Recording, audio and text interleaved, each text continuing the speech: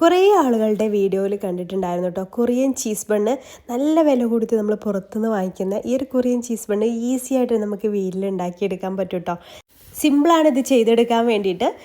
നല്ല creamy and soft ആയിട്ടുള്ള ഒരു ഐറ്റമാണ് കേട്ടോ. അപ്പോൾ അതിന് വേണ്ടിയിട്ട് നമുക്ക് ആദ്യം വേണ്ടത് ക്രീം ചീസാണ്. നമ്മൾ എത്ര ബണ്ണ് വെച്ചിട്ട് റെഡിയാക്കി എടുക്കുന്നു അതിനനുസരിച്ച് എടുക്കാം കേട്ടോ. ഞാനിവിടെ 200 ഗ്രാം ക്രീം ചീസിൻ്റെ ഒരു ബോക്സാണ് എടുത്തിട്ടുള്ളത്. ഞാനിവിടെ 6 ബണ്ണാണ് കേട്ടോ ഇത് വെച്ചിട്ട് റെഡിയാക്കി എടുക്കാൻ പോകുന്നത്. അതിലേക്ക് 2 ടേബിൾ സ്പൂൺ പൊടിച്ച പഞ്ചസാര ചേർത്ത് കൊടുക്കുന്നുണ്ട്. പിന്നെ ചേർത്ത് കൊടുക്കുന്നത് ഫ്രഷ് ക്രീമാണ്. അതൊരു 2 ടേബിൾ സ്പൂൺ ഫ്രഷ് ക്രീം ചേർത്ത് കൊടുക്കുക കേട്ടോ.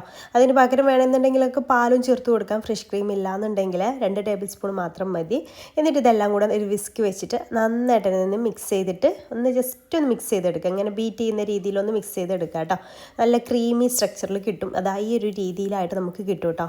ഇനി ഇത് ഫില്ല് ചെയ്യാൻ, ഇതാണ് നമ്മുടെ ഫില്ലിങ്. ഇത് ഫില്ല് ചെയ്യാനുള്ള എളുപ്പത്തിന് വേണ്ടിയിട്ട് ഞാനിതുപോലെ ഒരു പൈപ്പിംഗ് ബാഗിലേക്ക് അങ്ങ് മാറ്റിയിട്ടുണ്ട്.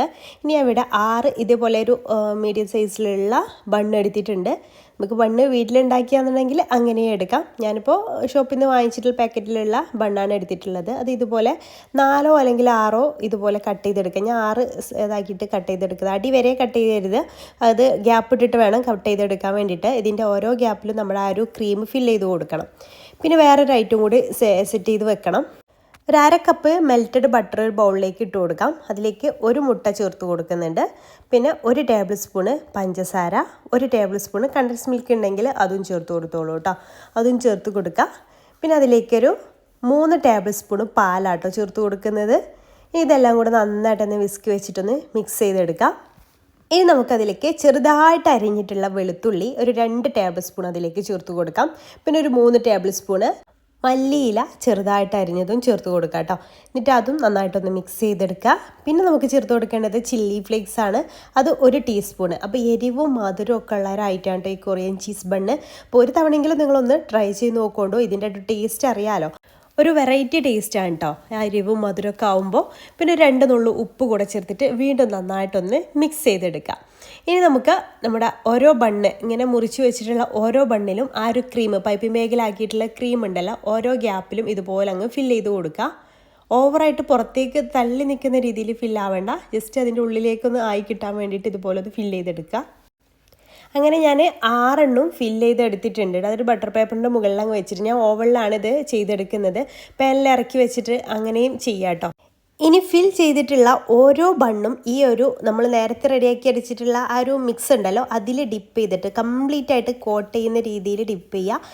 എന്നിട്ട് ബട്ടർ പേപ്പറിലേക്ക് വെച്ച് കൊടുക്കുക കേട്ടോ. അങ്ങനെ 6 നമുക്ക് ചെയ്യാം. അടിഭാഗവും മുകൾ ഭാഗവും സൈഡ് പോർഷനും എല്ലാം അതിൽ ആ ഒരു മിക്സിൽ ഡിപ്പ് ചെയ്യണം കേട്ടോ. എന്നിട്ട് വേണം ആ ഒരു ബട്ടർ പേപ്പറിലേക്ക് മാറ്റി കൊടുക്കാൻ വേണ്ടിയിട്ട്. ഇതിന് നമുക്കിത് 180 ഡിഗ്രി സെൽഷ്യസിൽ ഒരു 15 മിനിറ്റ് ഒന്ന് ബേക്ക് ചെയ്യാൻ വെക്കാം. പ്രീ ഹീറ്റ് ആക്കി എടുത്തിട്ടുള്ള ഓവണാണ് കേട്ടോ. 180 ഡിഗ്രിയിൽ 15 മിനിറ്റാണ് ഞാനിത് ബേക്ക് ചെയ്യാൻ വേണ്ടിയിട്ട് വെക്കുന്നത്.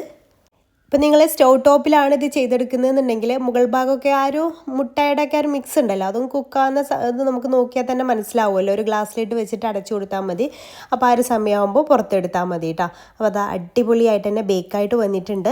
അപ്പോൾ അത് കഴിക്കാൻ നല്ല ടേസ്റ്റാണ് കേട്ടോ. ഇങ്ങനെ ആ ഒരു ചൂടോടുകൂടെ തന്നെ കഴിക്കണം കേട്ടോ. ഉള്ളിൽ ആ ഒരു ക്രീമി ടെക്സ്ചറൊക്കെ ആകുമ്പോൾ നല്ലൊരു ടേസ്റ്റ് ഉണ്ട്. മുകളിലേക്ക് ചെറിയൊരു ആ ചില്ലി ഫ്ലേക്സ് ഒക്കെ ഇട്ടുകൊണ്ട് തന്നെ ചെറിയൊരു എരിവും ഒക്കെ ആയിട്ട് ഒരു പ്രത്യേക ഒരു ടേസ്റ്റാണ് കേട്ടോ. അപ്പോൾ ഒരു തവണയെങ്കിലും ഒന്ന് ട്രൈ ചെയ്ത് നോക്കുക. ഫീഡ്ബാക്ക് അറിയിക്കുക. വീഡിയോ ഇഷ്ടമായിട്ടുണ്ടെങ്കിൽ ലൈക്ക് ചെയ്യാനും ഫോളോ ചെയ്യാനും മറക്കല്ലേ. താങ്ക്